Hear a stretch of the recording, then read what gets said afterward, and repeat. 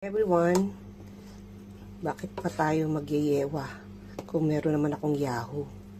If we can cook at home, ito po ang aking, actually at first, yun siya, molo soup lang siya dapat. Yan, molo soup.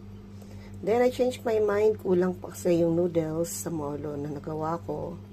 Then I poured in the instant Korean noodles.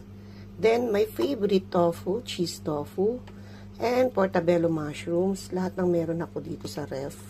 Gamitin na yan. And, of course, the broccoli that I also have in my ref. And I also have some squid rings. Squid na ginawa ko. Squid rings. Sorry. And, what else do I have inside? And the broth. The broth are kasi conscious of grammar, okay. Broth is made up of, ano siya, lemongrass. Okay, lemongrass broth. And then, chicken feet broth. Hindi ko po kasi, I couldn't eat the entire chicken broth. There's something in it. So, sabi ko, I would like to try some. I cannot finish everything if it's just like pure chicken broth. So, I combined it para there's a little kick in it. If it's gonna be like chicken broth, it's quite boring. And then I put a little bit of, I think I put, what sauce is that one? I have one Chinese sauce that I put. Just a little bit to, give a little bit of the taste.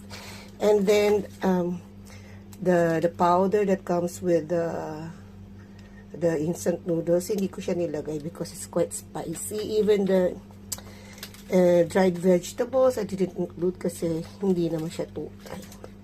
So, yun. So, I opted for fresh vegetables and, eto, nag-harvest ako ng basil doon sa aking garden.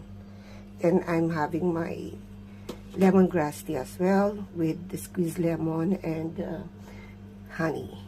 Yun lang. Alright, I forgot to mention, meron nga pa rin ako nilagay ng peeled shrimp and then eggs. Kasi andon, I still have some eggs there. So later on, when I eat, it's all ready. And of course, my lemongrass.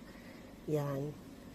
Nasa special special mug.